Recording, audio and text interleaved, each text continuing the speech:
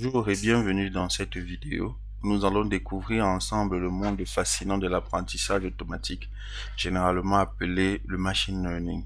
Dans cette vidéo, vous apprendrez l'origine de la naissance du machine learning, les étapes par lesquelles il faut passer pour réaliser un bon modèle de machine learning et les différents algorithmes qui régissent les différentes méthodes d'apprentissage utilisées dans ce domaine. Si vous nous découvrez à travers cette vidéo, sachez que moi c'est Kwati Romeo de la chaîne Smart Solution AI, une chaîne dont l'objectif est la vulgarisation des concepts d'intelligence artificielle et de machine learning. Si ce sont des domaines qui vous intéressent, je vous prie de vous abonner et bien sûr de cocher la cloche de notification pour ne rien rater de nos prochaines vidéos. Bien avant les ordinateurs et bien avant le domaine de l'apprentissage automatique étaient les mathématiques. Avec les mathématiques, beaucoup de penseurs ont pensé pouvoir être capables d'imiter le raisonnement humain en trouvant la bonne formule, la bonne équation mathématique. Malheureusement, il n'était pas possible de pouvoir aussi simplement réaliser ou écrire le fonctionnement de l'esprit humain à l'aide des mathématiques. Certains chercheurs ont tout de même remarqué qu'il était possible de traduire certains raisonnements à l'aide d'instructions clés, comme le fait de donner une recette de cuisine à une personne.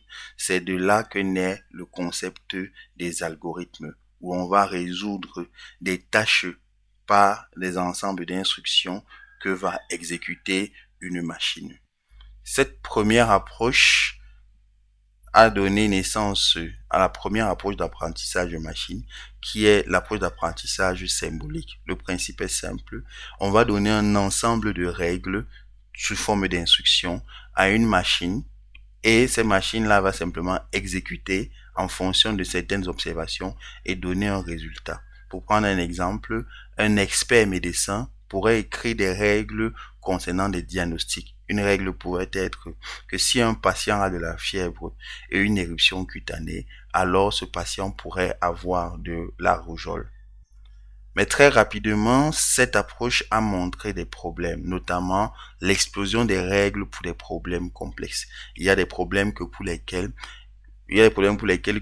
écrire l'ensemble de ces règles-là pourrait aller sur des millions et des millions de règles afin de pouvoir gérer l'ensemble des cas possibles. Le deuxième problème, c'est le problème de manque de connaissances.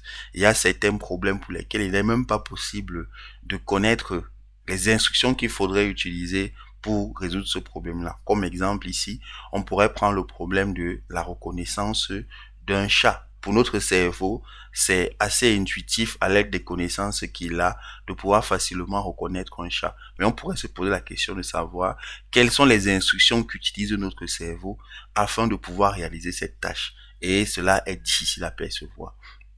Le dernier inconvénient est le blocage face à des situations inconnues. Ça veut dire qu'avec cette approche symbolique, lorsque l'on liste les instructions, si notre machine rencontre un cas pour lequel il n'a pas de règles préétablies, il risque de bloquer, ne pas savoir ne pas savoir quoi faire.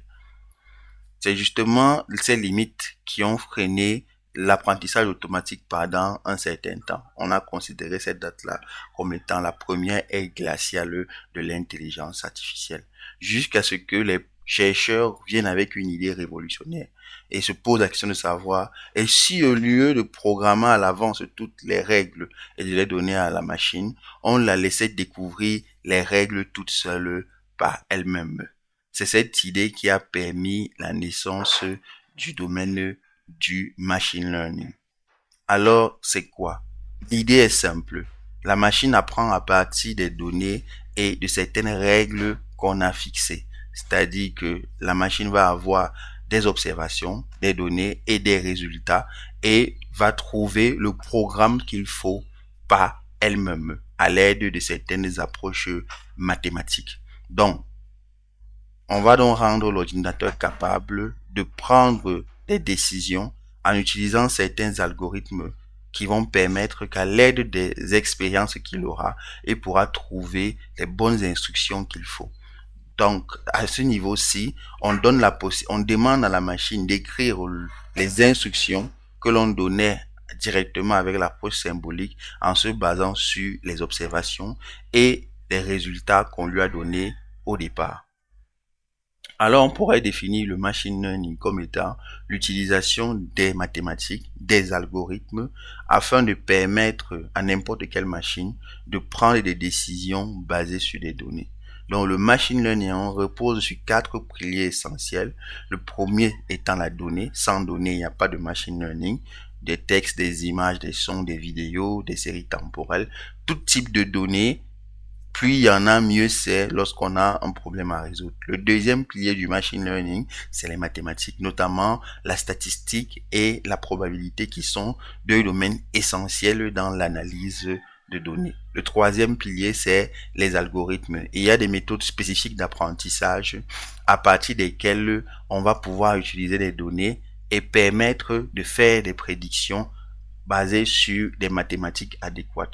Donc, les trois piliers essentiels de l'IA sont les mathématiques, les algorithmes et les données, et cela dans un seul but, permettre à l'ordinateur de prendre des décisions basées sur ces données. Maintenant, comment est-ce qu'on procède lorsqu'on a besoin de créer un modèle d'apprentissage automatique ou un modèle de machine learning? La toute première étape, c'est la collecte de données. Il faut collecter et amasser une grande quantité de données parce que plus il y a de données, plus le modèle sera performant. C'est la première étape qui est essentielle et indispensable lorsqu'on veut pouvoir créer un modèle d'apprentissage automatique. Ensuite, une fois qu'on a ces données, il faut être à même de pouvoir les nettoyer. Il faut être à même de pouvoir retirer toutes les valeurs qui pourraient nuire à l'apprentissage de la machine. La troisième étape, c'est la préparation de données. On va filtrer ici les données de manière plus fine afin de rester ici avec des données qui seront les plus adaptées et qui vont faciliter et optimiser l'apprentissage du modèle. Par la suite, il y a la sélection des caractéristiques. Quand on a des données, par exemple du texte, on a diverses caractéristiques qui peuvent être associées aux données. Ça peut être le nom d'un individu, un texte peut être le nom d'un individu, ça peut être sa classe, ça peut être sa ville. Donc, il y a diverses caractéristiques comme ça qui sont associées aux données. Et dans la phase de sélection des caractéristiques, ici, on va juste se concentrer à détecter quelles sont les meilleures caractéristiques sur lesquelles on doit axer l'apprentissage du modèle afin que ce modèle-là puisse être performant et fonctionner sur des cas qu'il n'a même pas encore rencontrés. Donc, c'est une étape aussi essentielle. C'est après cette étape-là que vient la partie de l'entraînement du modèle. C'est ici que les algorithmes d'apprentissage vont entrer en jeu et qu'on va utiliser sur ces données-là et ces caractéristiques qu'on a sélectionnées-là afin de pouvoir produire ce qu'on va appeler un modèle, donc un ensemble d'instructions que l'ordinateur a lui-même généré. Maintenant, par la suite, il faut être quand même de pouvoir évaluer et, en fonction de l'évaluation, donner des critères d'amélioration du modèle. Ici, il faut avoir des connaissances sur les bonnes métriques à choisir en fonction du problème afin d'avoir une évaluation claire et savoir comment ajuster des paramètres d'entraînement pour que le modèle devienne plus performant. Et bien sûr, à la fin, il faut déployer et suivre le modèle. Créer un modèle en local sur son ordinateur et ne pas le mettre en situation réelle ne peut pas permettre de valider le modèle. Cette étape est donc essentielle. Un modèle qui n'est pas mis en production afin de le confondre à des données réelles qu'il n'a pas encore rencontrées, on ne peut pas encore dire effectivement, même s'il a toutes les meilleures métriques validées, on ne peut pas dire s'il est efficient. Donc, une étape essentielle, c'est de savoir comment déployer le modèle et savoir comment suivre son évolution après le déploiement. Donc, il faut savoir aussi que il y a des problèmes pour lesquels il n'est pas nécessaire de créer un modèle d'intelligence artificielle. Par exemple, grâce à la statistique et à la visualisation de données, certaines décisions peuvent être prises de manière efficace dès l'étape 3, voire même l'étape 4. Donc, jusqu'à maintenant, on connaît déjà la procédure, donc comment procéder pour pouvoir créer un modèle de machine learning. Mais une question subsiste, c'est celle de savoir quels sont les algorithmes d'apprentissage qui existent aujourd'hui pour pouvoir réaliser un tel modèle. Donc, les algorithmes d'apprentissage aujourd'hui en machine learning, les plus répandus sont l'apprentissage supervisé, l'apprentissage non supervisé et l'apprentissage par renforcement. Il existe d'autres apprentissages comme par exemple l'apprentissage basé sur les réseaux de neurones ou deep learning et l'apprentissage par transfert.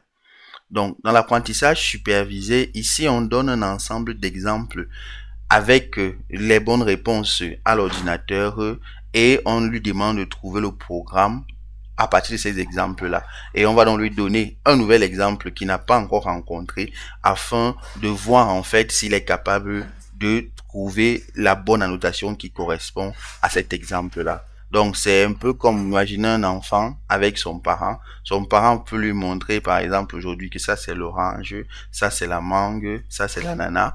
Et un autre jour, il sera capable, lorsqu'il va rencontrer un fruit, de pouvoir être aussi à même d'identifier effectivement ça, c'est l'ananas que j'avais vu au préalable.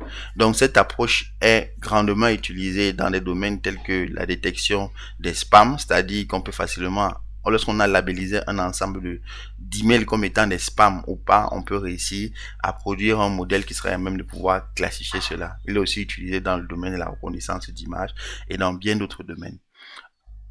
Le prochain modèle d'apprentissage, c'est le modèle d'apprentissage non supervisé.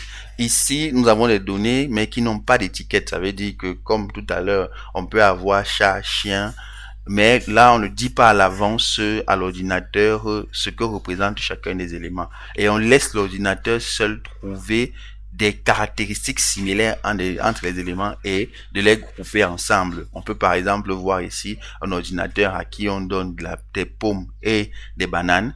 Et grâce à l'apprentissage non supervisé, il va être capable de distinguer le groupe des pommes et le groupe des bananes. Et lorsqu'on va lui donner une nouvelle entrée, il va voir dans quel groupe est-ce qu'on se trouve.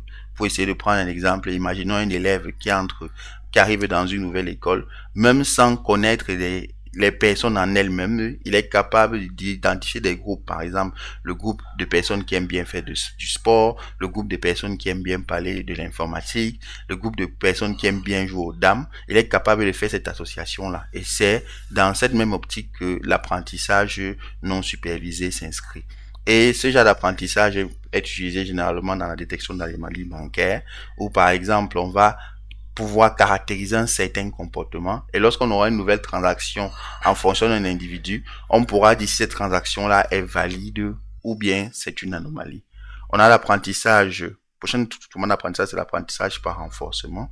Ici, la machine va regarder son environnement et en fonction de certaines actions, va recevoir de la part d'un guide une récompense ou bien alors une punition. C'est par exemple un algorithme qui est beaucoup utilisé dans beaucoup de jeux vidéo ou par exemple pour certaines actions que va faire l'intelligence artificielle et qui vont le mener à la victoire, il va recevoir des récompenses et donc il va avoir tendance à vouloir répéter ce genre d'action ou alors il va recevoir des punitions pour certaines actions qui vont lui faire perdre des points.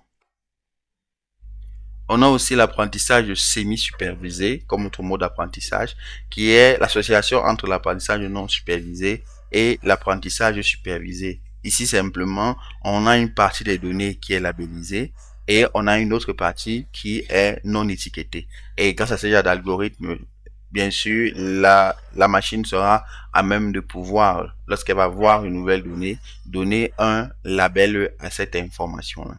C'est utilisé dans les domaines tels que l'analyse d'images médicales et la détection de faux billets. Ensuite, nous avons l'apprentissage par réseau de neurones. Cet apprentissage ici est tiré du fonctionnement du cerveau. Des neuroscientifiques ont remarqué qu'il y avait des similitudes dans la façon dont les données étaient transportées dans le cerveau via des connexions et on a essayé de reproduire ce fonctionnement-là à l'aide de ce qu'on appelle aujourd'hui un réseau de neurones. Cette forme d'apprentissage-là est utilisée dans beaucoup de domaines tels que la reconnaissance faciale, la traduction automatique et même les assistants vocaux. Par la suite, nous avons l'apprentissage par transfert. Donc, c'est une approche d'apprentissage où on va utiliser les connaissances préalables pour essayer d'illustrer. Si vous savez déjà, par exemple, comment patiner sur la glace, vous allez utiliser certaines compétences que vous avez acquises lors de l'apprentissage du patinage sur la glace, comme par exemple l'équilibre, la direction, et vous allez utiliser certaines de ces compétences-là pour pouvoir apprendre, pour pouvoir skier beaucoup plus facilement. C'est la même chose lorsque vous avez appris à faire du vélo. Certaines compétences que vous avez acquises lors de l'apprentissage du vélo, telles que l'équilibre, la direction, seront aussi réutilisées si vous avez envie d'apprendre la moto. C'est en se basant sur cette philosophie-là que l'apprentissage par transfert permet d'utiliser un modèle déjà préentraîné afin de pouvoir utiliser ces connaissances préalables qu'il a déjà pour des problèmes similaires. Cette approche est utilisée dans la vision par ordinateur, le traitement du langage naturel et même les diagnostics médicaux. Donc dans cette vidéo, vous avez appris l'origine du machine learning, passant par les mathématiques et les algorithmes, les piliers du machine learning qui sont les données, les mathématiques, notamment les statistiques et la probabilité, et les algorithmes. Vous avez appris que pour créer un bon modèle de machine learning, il faut passer par cette étape essentielle qui va de la collecte jusqu'au déploiement et au suivi du modèle. Vous avez appris différents algorithmes d'apprentissage ainsi que quelques cas d'utilisation pour chacun d'entre eux. Si vous avez aimé cette vidéo, n'oubliez pas de vous abonner, de liker, de commenter, de partager, mais surtout d'activer la cloche de notification pour ne rater aucune de nos vidéos à venir. Et on se retrouve pour une prochaine vidéo dans l'exploration du monde de l'IA.